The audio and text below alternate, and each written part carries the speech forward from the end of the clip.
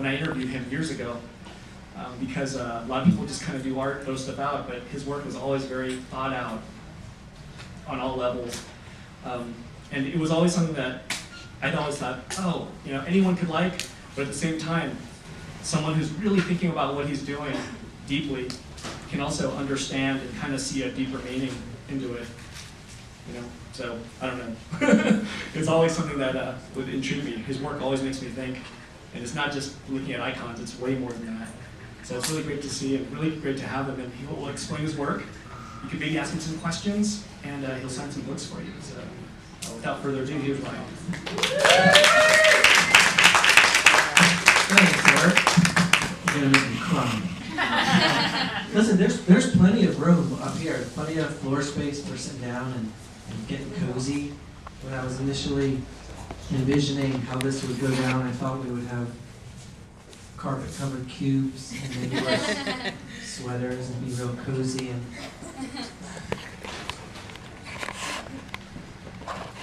have a feel-good time.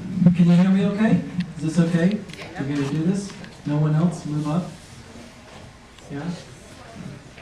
See, now you're going to be fucked if you want to leave.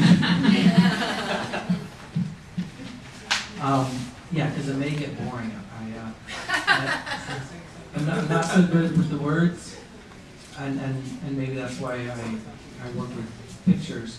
And I brought a lot of pictures tonight. I'm going to go through them really quickly, or as quickly as I can. And then, just like Eric said, I hope that you'll have some questions. I want to show you tonight primarily my sketchbooks. It's a bit of a sneak peek for a book coming out next February called Sketchbook Selections 2000 to 2011. We're still in 2011, so I'm finishing up the 2011 sketchbooks, and the book will go to the printer maybe December or January. Anyway, so this is exactly what my sketchbooks look like. They are the lead composition notebooks, and I've been working with them for about 15 years or so. I stick to the same format so that they all match. And I'm really systems oriented with how I approach my work and with the studio practice. And this is one of my systems, this size and format sketchbook. And I use these so often, and I got tired of hunting them down, so I started to make my own. And actually, Giant Robot has them. They're the kind of lead school notebooks, where on the inside covers you have all that useful information, and I made my own useful information. So, yeah, here it is. Oh, this is great, perfect. So I use my sketchbooks to write down a lot of random thoughts, and of course to make sketches and notes. And right now, you can see on the reverse page, this is a sketchbook I'm working in now, and this is my current definition for art. I think it's really important for artists in particular to always have a working definition of art for themselves, and this is mine. Art is proof of concept. I want to give you a little bit of background information to show you some of my work. This is an 8-foot square painting. Every little image that you see in the painting is developed from a sketch process and is an original drawing. And sometimes you can see the references or influences. Sometimes it's really obvious. The image in the middle on the left, you might recognize it comes from a Misfits album cover. There are some art history references and well, I'll show you in the sketchbook. But anyway, so this is a recent painting, just to give you an idea of what I'm working on. This is also a somewhat recent painting. So I'm collaging these drawings together through a silkscreen process. The paintings are made with acrylic paint on canvas or sometimes linen, sometimes wood panel. I also make installations. This was a Gallery du Jour in Paris a few years ago. Wall painting and framed works on paper. There's a rug in the middle. That's about a 10-foot square rug to give you an idea of the scale. Works on paper. Along with rugs, I like to make soccer balls and skateboards and t-shirts and more product-oriented things. like the notebooks, of course. This is vinyl on the wall, with soccer balls in front. This is also from a recent show. This is these are what I call black holes. These are concentric flourishes that kind of fold in on themselves, and then painted with fluorescent paint, and then shown in black light. On the wall is a fluorescent vinyl on the wall behind the paintings.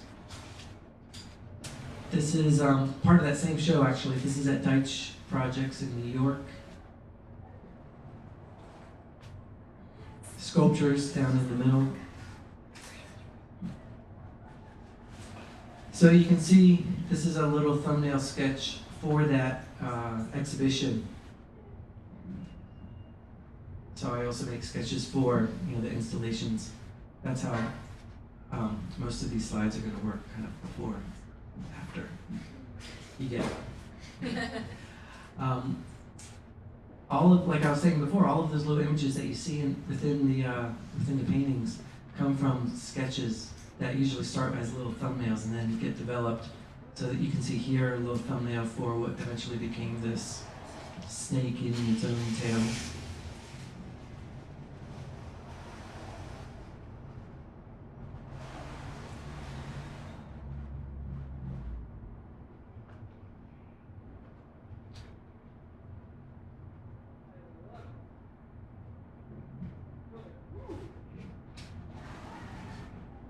This is pretty self-explanatory, right?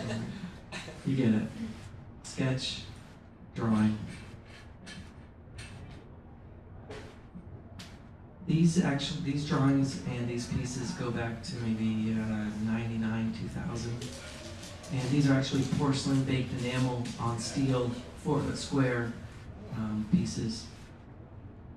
The work was a bit simpler then. I go back and forth. Sometimes the work's very layered and complicated and fragmented and more abstract, and sometimes they're more legible. This was actually in Munich. Some of those same pieces. And a mural on the wall there made up of 360 panels. Again, I'm using sketches to kind of and sketch process, figure out spaces and installations. So those were plans for this installation, which was for an exhibition called Dreamgarden I did with Julia Chang, who is a sculptor or sculptress, if you like.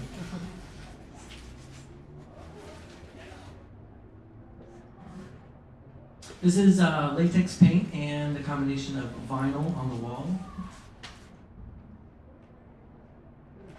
But the real point here is that I'll sketch out even the installations.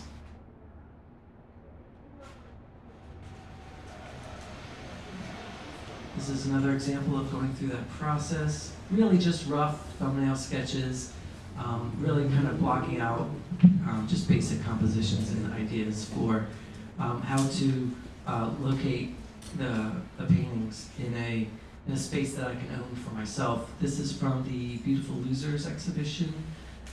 This is a combination of paintings on wood panels hanging on top of latex and vinyl. For most of my exhibitions, I will do a site-specific installation as a way to, again, like I said, kind of own the space and create my own context for the paintings.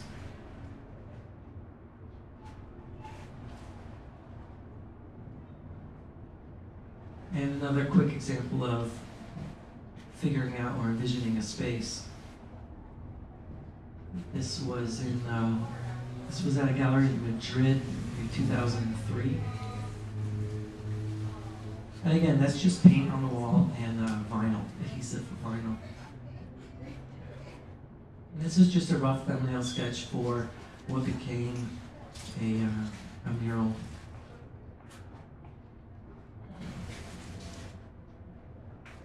And we're back to looking at spreads from the sketchbook. This is, again, to show how I kind of block out a space and envision an installation. These are sketches and rough ideas for a mirror maze that I created. The exhibition was called Worlds Within Worlds, and you can see my scratchy notes here. Circle worlds in vinyl on top of mirrors in a mirror maze was what I originally envisioned and thought of, and it turned into this installation. So this was 8-foot high mirror maze, and the idea is because I'm interested in images and icons and symbols and symbols of symbols, I wanted to create an environment in which those symbols could be replicated infinitely, and you would find yourself kind of lost forever in these, forever replicating symbols. Because essentially, when I finish a drawing, I have that image as a digital file, and there's no one original. They're just infinite materializations of that symbol. And so, in order to kind of illustrate that idea, I made this installation. This is actually also at Deitch Projects in New York. There were paintings that hung on the outside of this mirror maze. And these are acrylic on linen. They're about 4 feet by 3 feet. And some details.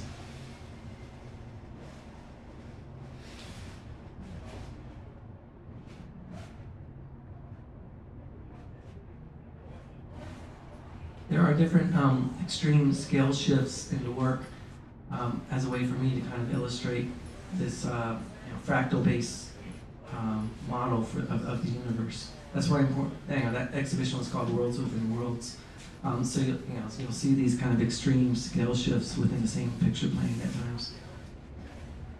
I'm always writing notes about ideas about my own work, and here I'm just kind of figuring out how to explain what I'm doing and how to explain what I'm looking for when I'm drawing. So this isn't very polished. It's not a very polished statement at all. You can see I'm kind of going back and forth. And I guess it's dated 2004. Basically, the idea is that I'm trying to understand what I'm doing. And it says, an underlying structure begins to emerge, which informs the direction of the development. And basically, I'm trying to find an underlying geometry in the drawings, something that really makes sense for me, and something that reveals an inherent truth in the drawings. Because once I have finished a drawing and I've found the solution, which I always call kind of the solution I found, what for me is essentially the truth. And I think that's really what every artist is after, is finding a relative truth for him or herself. These are more sketches, obviously. And you can see how some of the images, some of the drawings start out really rough, and then they find their way into future paintings. This is a little figure with the, what is that, like a funnel? Yeah, a funnel on top of its head, which in medieval painting was kind of a way to symbolize idiots. I don't know if that meant that the contents of the mind were pouring out because it's an upside down funnel. But you can see how that one little rough sketch kind of finds its way in a more polished form in the paintings. That's the detail.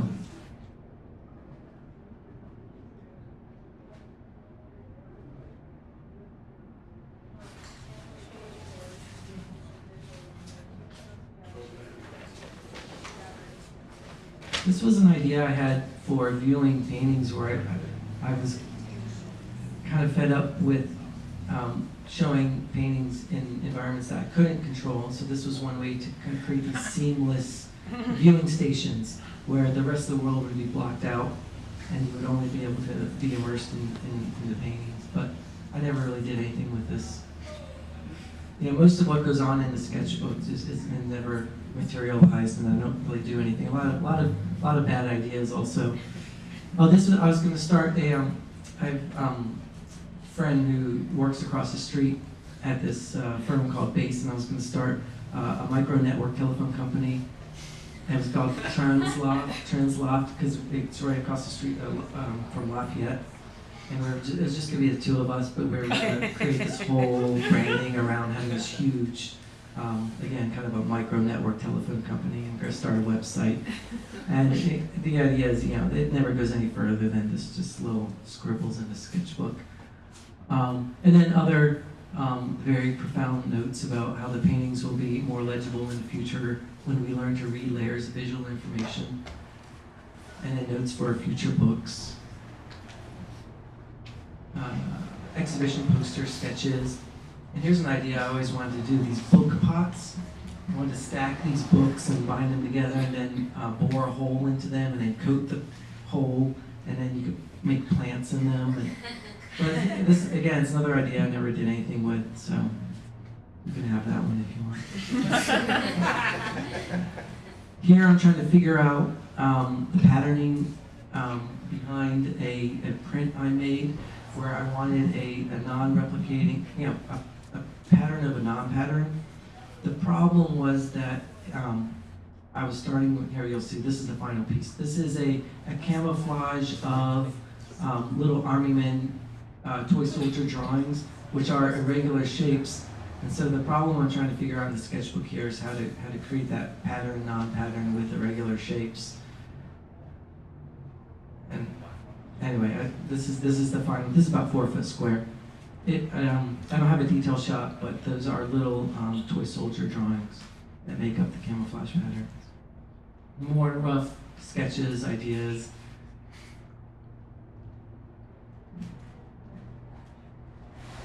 Organs shirt, I think we never made that, but we made the drawing for it on the bottom left. And then I Heart parody without the vowels. Handcuffs, drawings for a handcuff, which eventually made its way into a future sculpture. Sculpture made of cut mirrors, and it disappears as it reflects. So I had this idea for a self-imploding sculpture, which eventually turned into,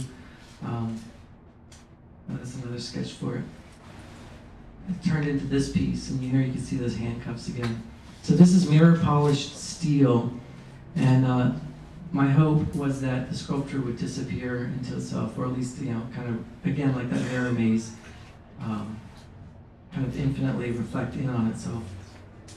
Doesn't quite do that in the end, but you can see kind of where those first ideas came from. Just a simple little drawing for an image that eventually showed up in a painting. You can see that's in at the bottom center, and it just kind of started here.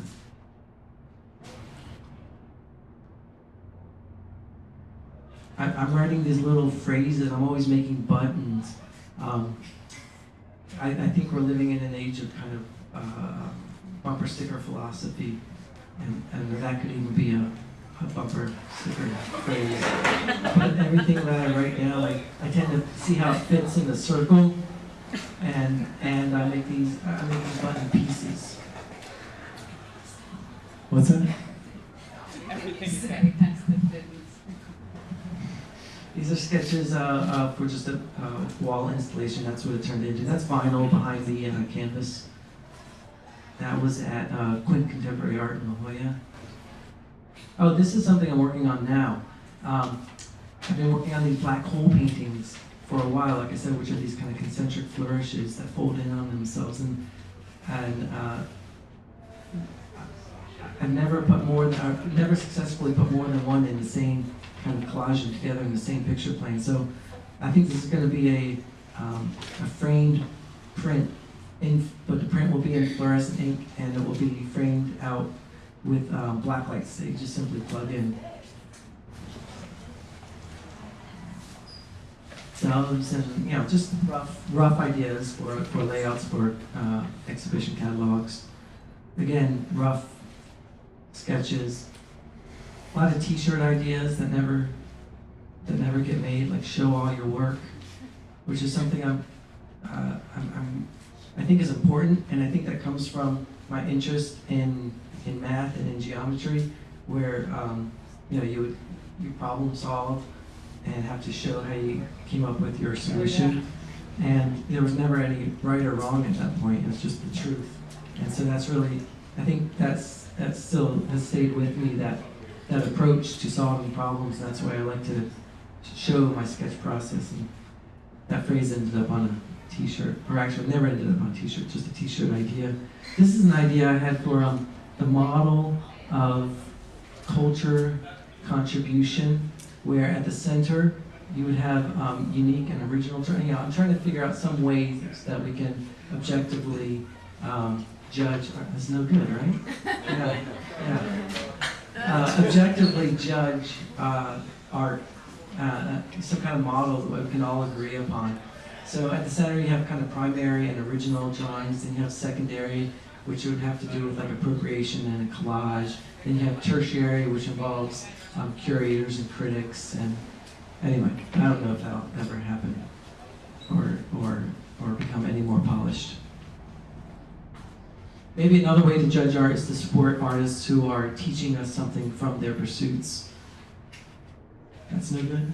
No? I was drawing these monkeys for a while with briefcases, monkeys chasing money, and they show up in some paintings I'll show you later. Just little studies for flourishes here.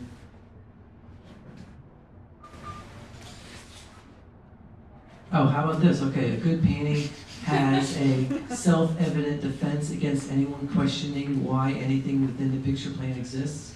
That works, right? It's hard to put in a circle. Yeah, that's a t-shirt. Yeah, that's my decision. That sheep with the belt comes from it was inspired by the Brooks Brothers logo. Castles in the sky.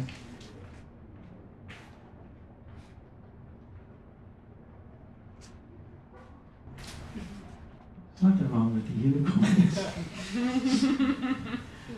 This is Romulus and Remus. Here's a little bit of a sketch development. You can see that where they turn into, get really abstracted, so that maybe they're not even recognizable. In the end, this is a 4-foot square paint, or 4-foot diameter painting. It's called Romulus and Remus. It's the central figure there. But you can kind of see where it came from. Romulus and Remus is, shows up a lot in art history, but nobody ever represents the woodpecker that was feeding them as well. This is a kind of an amalgam of images from Magritte paintings. Here's a monkey again.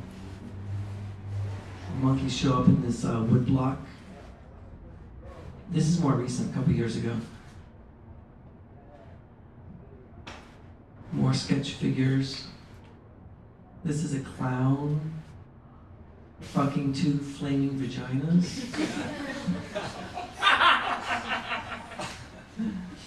Just ideas for sculpture. I was making acrylic sculptures for a while, so I thought maybe I would make an acrylic exhibition box and have the sculptures bust through and come through. That never happened. By the time the system has been established, the process has changed. That's so true.